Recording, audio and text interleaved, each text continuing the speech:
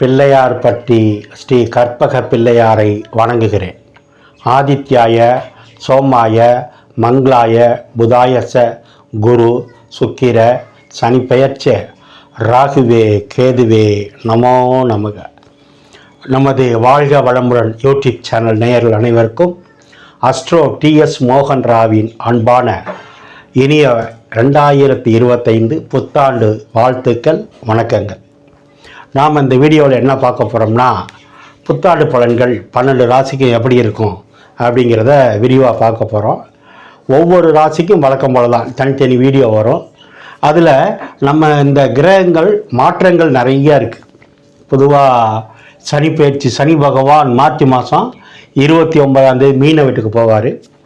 குரு பகவான் ரிஷப வீட்டிலேருந்து மிதுன வீட்டுக்கு மே மாதம் 14ஆம் போவார். ராகு பகவான் கும்ப வீட்டுக்கு வருவார் மே மாதம் 18ஆம்.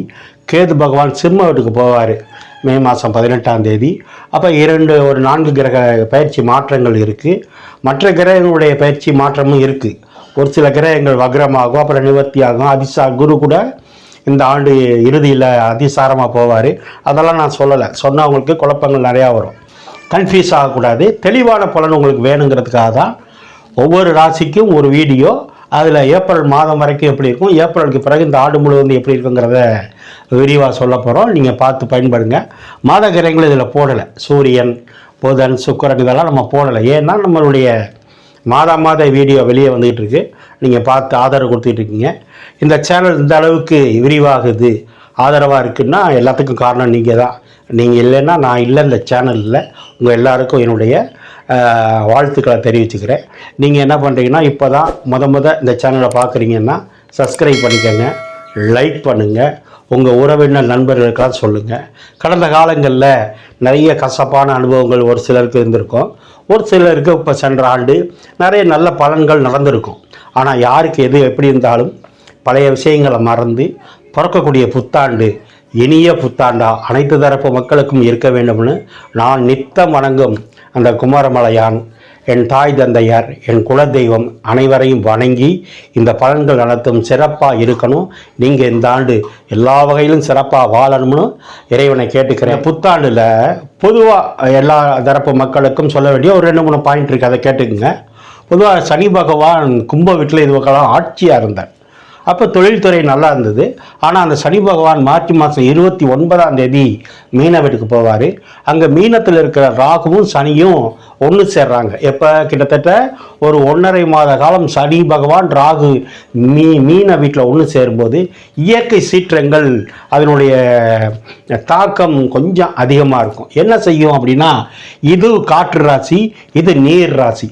அப்போ சனி பகவானும் ராகுவும் ஒன்று, இது வாயு கிரகம். அப்போ நீர் வீட்டில் ஒன்று சேரும்போது நீர்னால அல்லது காற்றுனால ஒரு சில பாதிப்புகள், கடல் கொந்தளிப்பு அல்லது காற்றால் ஏற்படக்கூடிய நோய்கள், இதனால் நாட்டுக்கோ நாட்டு மக்களுக்கோ ஒரு சில பாதிப்புகள் இருக்கும். எல்லாருக்கும் இல்லை. உங்கள் ஜாதகத்தில் நல்ல தசபுத்தி நடந்தால் பெரிய பாதிப்பு இருக்காது. அதே மாதிரி அரசியல் கட்சி தலைவர்கள், மூத்த தலைவர்கள், வயதானவர்களுக்கு உடல் உபாதைகள் ஏற்பட வாய்ப்பு இருக்குது. ஏன்னா அது குருவோட வீடு.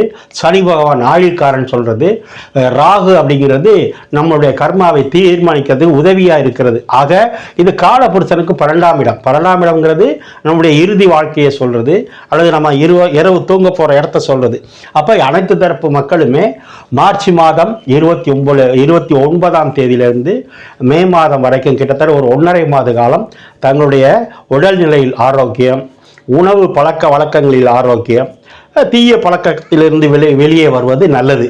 அடுத்து குரு பகவான் ரிஷப வீட்டிலேருந்து மிதுன வீட்டுக்கு போகிறார். குருன்னா யார்? ஆசிரியர். புதன்னா யார்? மாணவன் அப்படின்னு எடுத்துக்கலாம்.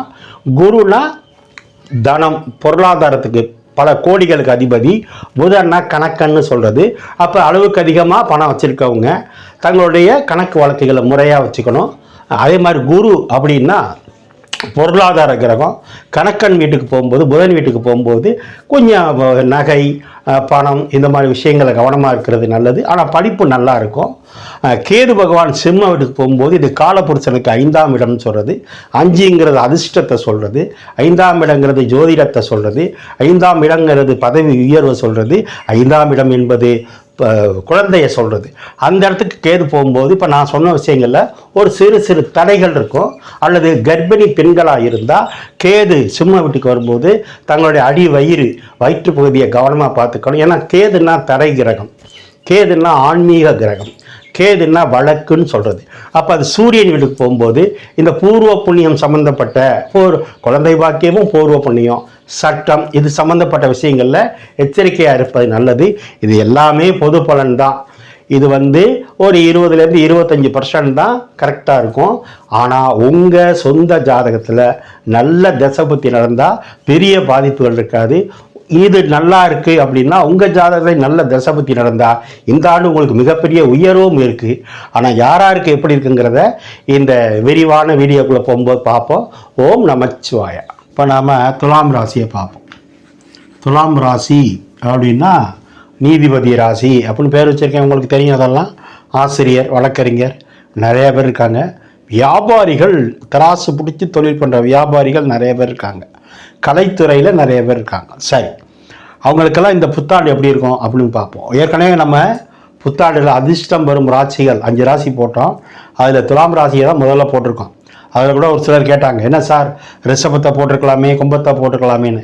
எனக்கு நான் இறைவன் உத்தரவு போட்டது துலாம் ராசியை முதல்ல சொல்லணும்னு சொல்லி தான். ரைட். அந்த வகை துலாம் ராசிக்கு 12ஆம் இடத்துல இருந்த குரு கேது பகவான் 11ஆம் இடத்துக்கு போகிறார். 6ஆம் இடத்துல இருந்த ராகு பகவான் 5ஆம் இடத்துக்கு வர்றார். இது முதல்ல சிறப்பு. என்ன சிறப்பு? 12ஆம் இடத்துல இருந்த கேது ஆன்மீக கிரகம், தடை கிரகம், வழக்குன்னு சொல்கிற கிரகம் கேது 11ஆம் இடத்துக்கு போகுது. ஒரு பாவ கிரகம் இன்னொரு பாவ இடத்துக்கும் போகலாம். அது பாதகஸ்தானம். அதே நேரத்தில் அந்த இடம் தான் லாபஸ்தானம். அப்போ 11ல் கேது இருந்தால் நீங்கள் எடுக்கிற முயற்சியில் அத்தனையும் லாபம் லாபம் லாபம். இது மொதல் பாயிண்ட். அடுத்து 8ல் இருக்கிற குரு 9ஆம் இடத்துக்கு வர்றார். அஷ்டமத்து குருன்னு சொல்கிறது. அவர் 9ஆம் இடத்துக்கு வர்றார். பொதுவாக என்ன சொல்கிறது ஜோதிடம்? 9ஆம் இடத்துக்கு குரு பாக்கியஸ்தான குரு அத்தனை பாக்கியத்தையும் கொடுக்கும். முதல்ல அந்த குரு எங்கே பார்க்குறாரு? 3ஆம் இடத்தை பார்க்குறாரு, 7ஆம் பார்வையை. அதுக்கு முன்னாடி உங்கள் ராசியை பார்க்குறாரு. குரு ராசியை பார்த்தா எப்படி இருப்பீங்க? பொதுவாக குருனா யார்? ஒரு சுப கிரகம். குருனா யார்? பெரிய மனுஷன். குருனா யார்? அதிர்ஷ்டங்களுக்கு அதிபதி. குருனா யார்? உங்கள் ஆசிரியர். குருனா யார்? ஒரு வகைக்கு உங்களுக்கு அப்பா. முதல் குருநாதர் யார்? அந்த ஆரம்ப பள்ளி ஆசிரியர். இப்படி சொல்லிக்கிட்டே போகலாம். அந்த குரு உங்களை பார்க்குறாரு. அப்போ பள்ளி பருவத்தில் இருக்கிற மாணவர்களுக்கு, கல்லூரியில் இருக்க மாணவர்களுக்கு இந்த ஆண்டு படிப்புனால, உத்தியோகத்தினால, தேர்வுகள்னால முன்னேற்றம் உண்டு. எப்போ? மே மாதத்துக்கு மேலே, 2025 மேக்கு மேலே அதிர்ஷ்டம் உண்டு. ஏப்ரல்லே தான் எக்ஸாம் ஆரம்பிக்கும். 10th எக்ஸாமு, +2 எக்ஸாமு, கல்லூரி தேர்வுகள்லாம் ஏப்ரல்லேருந்தே ஆரம்பிச்சிருவாங்க. அதில் அத்தனை பேருக்கும் முதல் மாணவனாக, மாணவியாக வரப்போகிறது யாருன்னா துலாம் ராசி. ஏன்? குரு ராசியை பார்க்கறதுனால. அது மட்டும் இல்லை, 3ஆம் இடம் தான் முயற்சி ஸ்தானம். அப்போ நீங்கள் முயற்சி பண்ணாதானே இது கிடைக்கும். அப்போ அந்த இடத்த யார் பார்க்குறா? குரு பார்க்குறாரு. அந்த வீட்டு அதிபதியவே பார்க்குறாரு. நீங்கள் மட்டும் இல்லை, உங்கள் தம்பி தங்கச்சியில் நல்லா பரீட்சை எழுதுவாங்க. சார் 3ஆம் இடம் தம்பி தங்கை அந்த கிரகம் பார்க்குது. அவங்களும் தேர்வில் வெற்றி பெறுவாங்க. 3ஆம் இடம் மாமனார், அவருக்கும் நல்ல யோகங்கள் இந்த வருஷம் காத்திருக்கு உங்கள் ராசி பலன் படி பார்த்தா. சரி, அடுத்து எங்கே பார்க்குறாரு இந்த குரு பகவான்? உங்களுக்கு 5ஆம் இடத்தை பார்க்குறாரு. 5ல் யார் வரப்போகிறா? மே மாதம் இந்த ராகு கும்ப வீட்டுக்கு வந்துடுவார். இங்கே இருக்கிற சனி பகவான் இங்கே போயிடுவார், 6ஆம் இடத்துக்கு போயிடுவார். அப்போ 5ல் இருக்க ராகு என்ன சொல்லுவாங்க? சார் 5ல் ராகு புத்திர தோஷம் அதெல்லாம் கிடையாது. 5ல் இருக்க ராகுவை குரு பார்க்குறாரு 9ஆம் பார்வையா. அப்போ அழகான ஆண் குழந்தை கிடைக்கும். யாருக்கு? யாருக்காவது கல்யாணம் ஆகலைன்னா முதல்ல கல்யாணம் ஆகிடும் இந்த குரு பார்வையில். அதில் மாற்று கருத்தே கிடையாது. துலாம்னா 2ன்னு அர்த்தம். யாராவது ஒரு சிலருக்கு 2வது திருமணம் பண்ணுறதுக்கும் வாய்ப்பு இருக்குது குரு பார்க்கறதுனால. ஏற்கனவே பிரிஞ்ச தம்பதிகள் ஒன்று சேர்றதுக்கு வாய்ப்பு இருக்குது குரு பார்க்கறதுனால. குழந்தைக்கு முயற்சி பண்ணுறவங்களுக்கு மறக்கலாம். ஏன்னா 5ஆம் இடத்துல ராகு இருந்தால் அழகான ஆண் குழந்தை கிடைக்கும். அப்போ குரு பார்வையிலேயே அந்த ராகு இருக்குது. அப்போது குழந்தை பாக்கியம் உண்டு. 3ஆம் இடம் தம்பியை சொன்னேன். அப்போ குரு பார்க்கும்போது ஒரு சிலருக்கு தம்பியோ தங்கச்சியோ கிடைக்க வாய்ப்பு இருக்கு. ஆக இந்த குரு ராகு இணைவு, குரு பயிற்சி துலாம் ராசிக்கு மிகப்பெரிய யோகத்தை கொடுக்க போகுது. 5ல் ராகு தான் ப்ரொமோஷன், பதவி உயர்வு. ப்ரொமோஷன் என்ன, குழந்தை பிறந்தா மட்டும் இல்லை, அலுவலகத்தில் கிடைச்சா மட்டும் இல்லை, அப்பாவுக்கு மகன் பிறந்தாலும் தாத்தாவுக்கு பேரன் பிறந்தாலும் எல்லாமே ப்ரொமோஷன் தான். அப்போ நல்ல முன்னேற்றம் உண்டு. துலாம் ராசிக்காரங்களை இந்த ஆண்டு கையில் பிடிக்க முடியாது. சரி சார், சனி பகவான் ஆறுக்கு போகிறாரே, போகலாமே. 6ஆம் இடம் என்பது சனி பகவானுக்கு ஏற்ற இடம். அது குருவோட வீடு. அவருக்கு வீடு கொடுத்த குரு நல்ல இடத்துக்கு வரப்போறாரு. ஆக ராகு கேது சனி குரு அற்புதமான இடத்துல இருக்காங்க. துலாம் ராசிக்காரங்க இந்த ஆண்டு, அடுத்த ஆண்டு பிறக்கும் போது 2026 பிறக்கும் போது அதுக்குள்ளர நீங்கள் உங்கள் வயசுக்கு தகுந்த மாதிரி என்னென்ன எதிர்பார்த்தீங்களோ, என்னென்ன கேட்குறீங்களோ அத்தனையும் கிடைக்கும். குறிப்பாக துலாம் ராசிக்காரங்களுக்கு, சின்ன திரையில் இருக்கிறவங்களுக்கு மிகப்பெரிய யோகம் காத்திருக்கு. துலாம் ராசியில் இருக்க நீதிபதிகளுக்கு, வழக்கறிஞர்களுக்கு மிகப்பெரிய யோகம் காத்திருக்கு. துலாம் ராசியில் இருக்கிற கலைத்துறையில் இருக்கிற பியூட்டி பார்லர், சமையல் கலை, கட்டிடக்கலை, ஜோதிடர், அத்தனை துறையில் இருக்கிறவங்களுக்கு யோகம் காத்திருக்கு. 5ல் ராகு இருக்கிறதுனால ஒரே ஒரு தடவை திருநாகேஸ்வரம் அல்லது காளகஸ்தி அல்லது பேரையூர் போயிட்டு வந்தா இன்னும் சிறப்பு அதிகம். -1 இருக்கு, கடன் வாங்கிடக்கூடாது. 6னா நோய், 6னா எதிரி. உங்களுக்கு நல்ல கிரகம் சனி ஒன்றும் கெடுத்துட மாட்டார், ஆனால் கடன் வாங்கக்கூடாது, நோய் ஏற்படுத்திடக்கூடாது. வெளிநாட்டு பயணம் உண்டு, வாடகை வருமானம் உண்டு, உங்கள் மாமனாருடைய வாடகை வீட்டு வருமானம் உங்களுக்கு உண்டு. எல்லாம் கொட்டி கிடக்குது. இந்த ஆண்டு கோடிகளை அள்ளப்போவது, புகழை சேர்க்கப் போவது, பதவி உயர்வை பெறப்போவது. துலாம் ராசியே, நீங்கள் வழிபட வேண்டியது மகாலட்சுமி வழிபாடு, பெருமாள் வழிபாடை பண்ணுங்க. இந்த புத்தாண்டை கொண்டாடுங்க. ஓம் நமச்சிவாய.